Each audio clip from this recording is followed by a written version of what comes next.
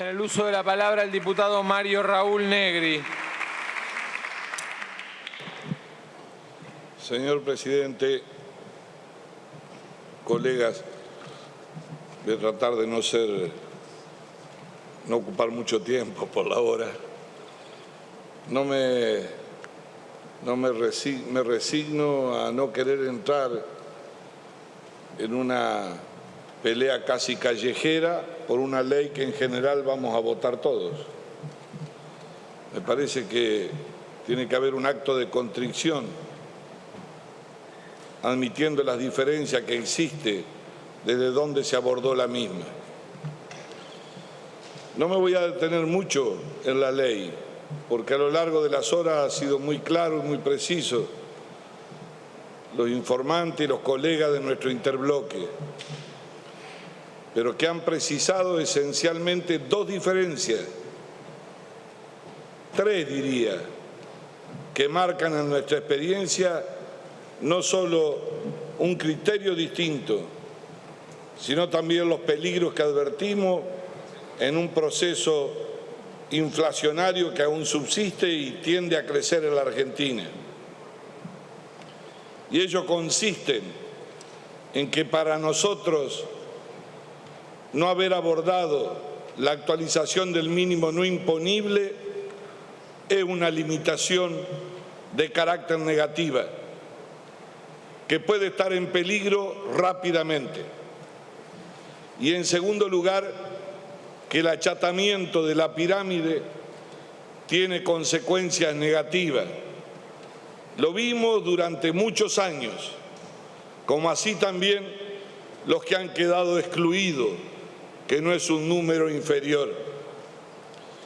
No voy a ir a la discusión de la que pretendieron durante todo el tiempo, pero sí digo, solo a manera de ejemplo, que en el 2016 era 15.000 pesos, después de 13 años, el mínimo no imponible. Y todo el mundo festejó y se alivió cuando pasó a 43.000 pesos el mínimo no imponible. Y cuando se modificaron las escalas y cuando se modificaron las excepciones. Porque es la raíz y la naturaleza del carácter de un impuesto progresivo, que por supuesto es altamente vulnerable en una economía que no es estable y que está sujeta a procesos inflacionarios. Porque lo que es un beneficio hoy y que todos saludamos en algunos de los sectores de la sociedad, en poco tiempo, con una o dos paritarias, puede de nuevo ponerlo en la misma situación o incorporar a más de los que en la base no estaban. Y está dicho con absoluta buena fe. Es el resultado de la experiencia, de lo que hemos visto. Y por supuesto que acompañamos en general con las observaciones que se hicieron y los aportes. Pero lo que quiero hacer son dos o tres consideraciones alrededor de lo que ha rodeado todo el debate. Argentina es uno de los países en el que los contribuyentes pagan la alícuota máxima de impuestos con niveles de salario menores en comparación con todos los países más o menos desarrollados. Argentina se está convirtiendo en un infierno tributario. Estamos escalando ya el 32% de la presión tributaria. Con cualquier gobierno, si sigue por ese camino, no nos va a ir bien. Se incinera las empresas y los trabajadores.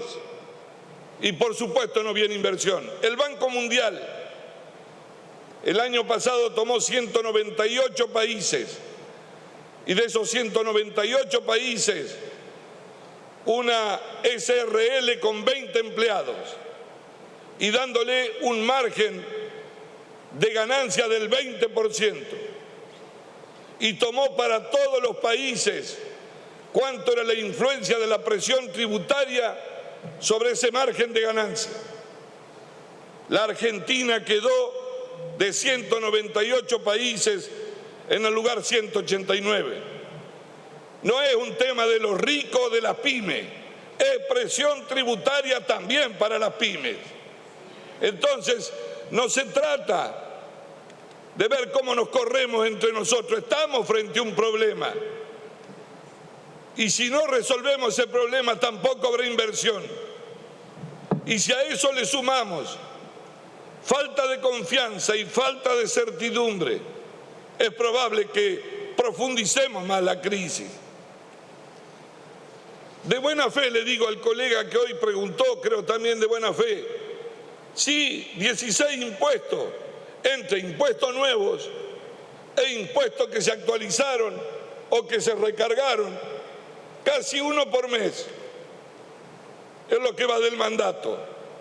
En nuestro criterio es malo eso, porque además salimos de la pandemia y vamos en un sentido inverso de lo que van los países, que es bajar la presión tributaria para que haya inversión, para que haya trabajo y para que la informalidad no le pise los talones a la formalidad, que es un problema que arrastramos hace muchos años. No es cuestión de buscar culpables. Pero además de eso, estamos con el problema de la pandemia, que no es culpa del gobierno. En nuestro criterio lo que se equivocó, sí, fue en una cuarentena prolongada, casi eterna, que afectó más allá de lo que podía hacer a la economía. Tanto es así que la media de la caída del PBI en el mundo es del 3,5%. Nosotros caímos el 10%. Y además de eso sumamos 1 millón más de pérdida de empleo. Estamos frente a un problema.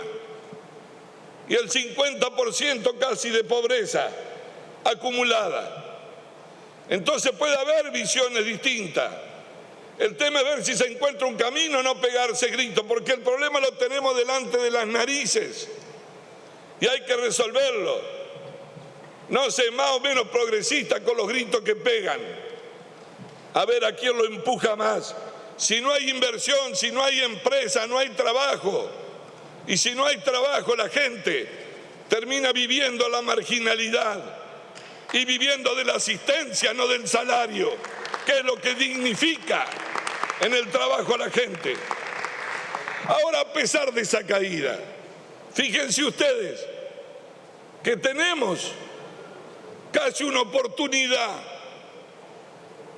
Hay 2 lotos, 2 Kini 6, no sé cómo lo quieren llamar, que no estaban esperados. El aumento del precio de los commodities ha hecho que los gringos le van a aportar casi 6.000 millones que no estaba previsto al Estado. Y además de eso, el demonio mandinga el Fondo Monetario Internacional por fondo de asistencia especial para los países más empobrecidos y necesitados, para que compren vacuna.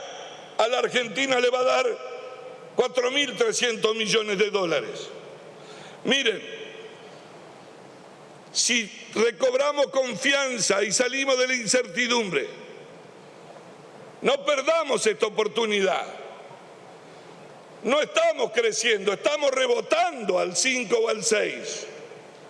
Sí, es bueno rebotar, no es lo mismo que crecer. Porque aunque nos falten 4, si lo igualamos, empatamos, no estamos creciendo. Hay que tener claro qué es lo que tenemos por delante. Ustedes saben que en 2 oportunidades y en 2 gobiernos del peronismo les tocó la soja a más de 500 dólares la tonelada. Primero en el gobierno de la expresidenta Cristina Fernández de Kirchner. La soja se fue casi a 600 dólares. Bueno, el gobierno cambió la estrategia, empezó a acumular dólares, empezó a aumentar los subsidios y así terminamos, en nuestro criterio, mal.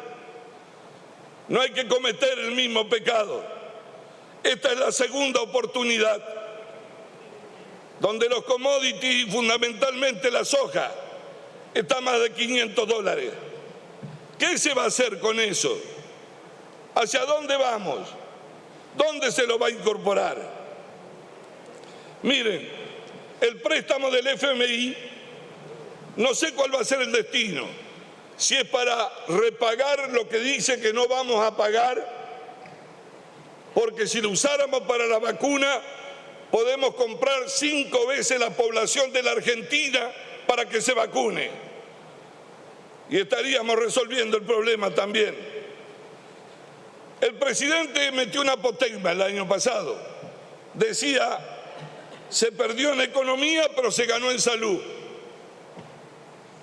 Yo creo que fue errado. Fue equivocado plantear ese dilema. Es más, después terminó con una crisis, echó al ministro de Salud, recibió la bofetada moral de las vacunas VIP. Ahora, en resumen, ni la economía respiró como querían por ese dilema en el 2020 y la incertidumbre sobre la vacuna en el 2021 está latente. Entonces estamos frente a un dilema, no para venir a gritarnos acá entre nosotros. Miren, en este solo año, al gobierno se quedó sin reserva neta en el Banco Central. Y se están pagando intereses en una bicicleta financiera. Hay que honrar la palabra, dijo un colega preopinante. El presidente hablaba que elegía entre los jubilados y los bancos los jubilados. Ahora no se nota, se duplicó el monto de las LELIQ en la Argentina. 3 billones son, el doble del maldito de Macri. Y eso significa también una bicicleta financiera. Se cambió la fórmula de las jubilaciones. Y de una manera u otra, la deuda pública en un año convertida en dólares aumentó 23.000 millones de dólares. Eso es lo que fue haciéndose. Y no quiero recordar, estaba el ministro hoy, el proyecto de presupuesto que trajo, con el 29% de inflación, que hace poco ratificó que se iban a equivocar todos. Y que ni con un palo le pueden bajar del 4%, y eso que los regulados están achatados y trepan los alimentos iguales, y eso que no anda Moreno corriendo a nadie. Ahora, de aquel presupuesto que se fue deshilachando, miren, iba a bajar el déficit sobre los recursos de COVID. Obviamente que estamos frente a un problema. Se va a necesitar más dinero, 20.000 millones se está calculando. Esta propia ley, más allá de la justicia, son 47.000 millones que no estaban previstos en ese presupuesto.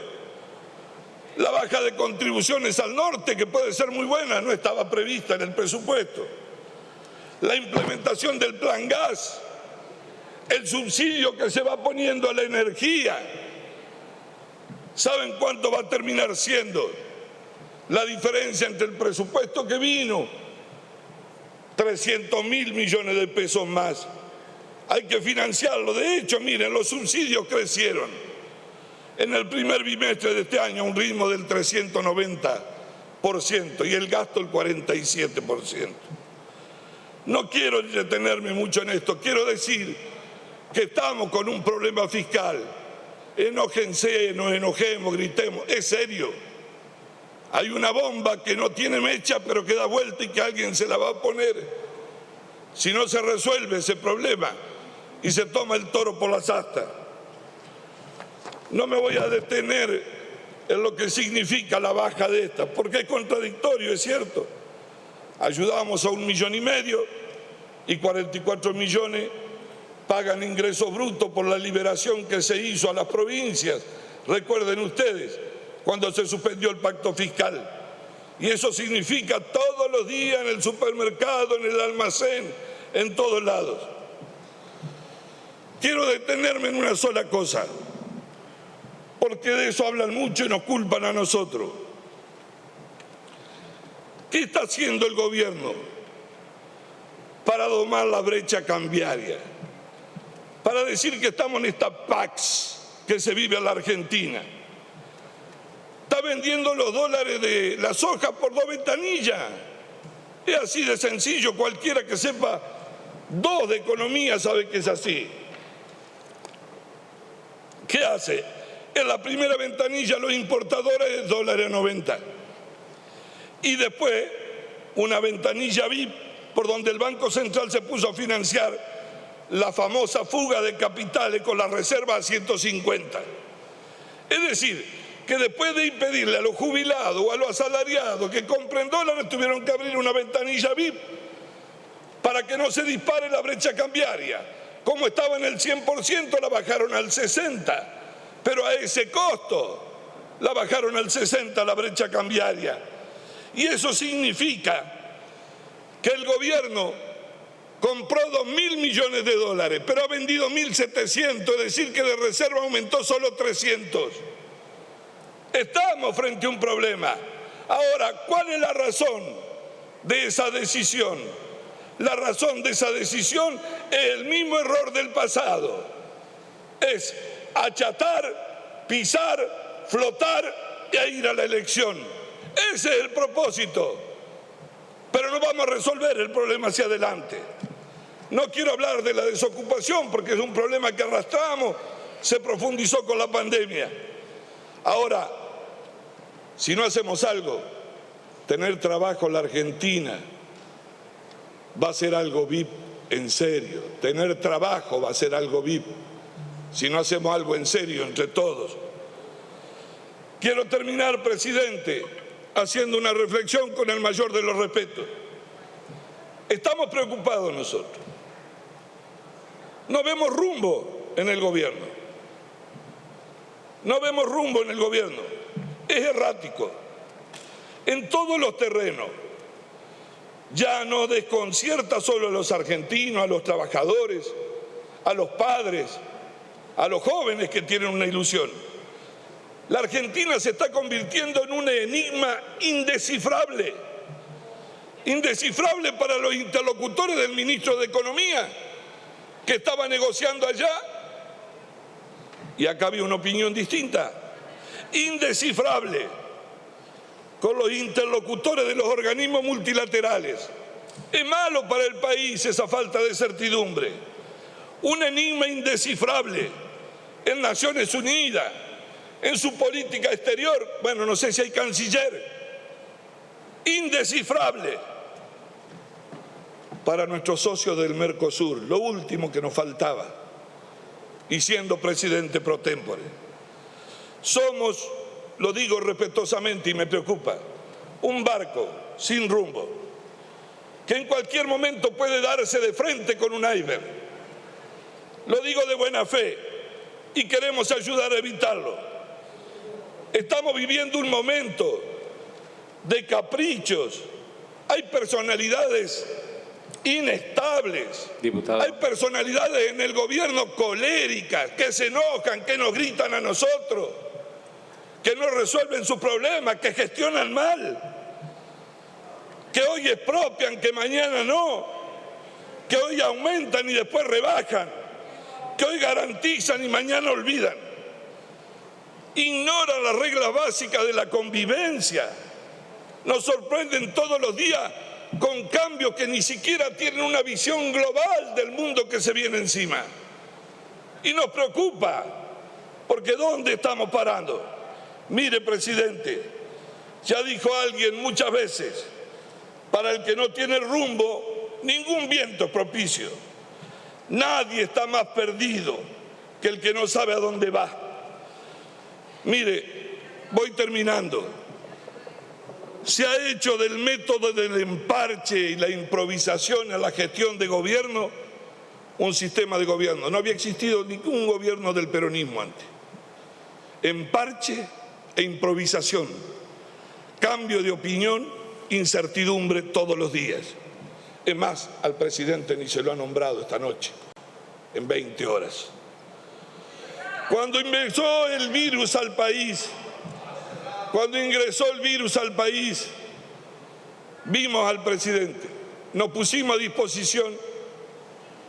Yo recuerdo que muchos se enojaron conmigo porque guardamos un papel todavía de lo incierto, eran los 20 millones de contagios que podían venir y que vinieron, y nos pusimos al lado.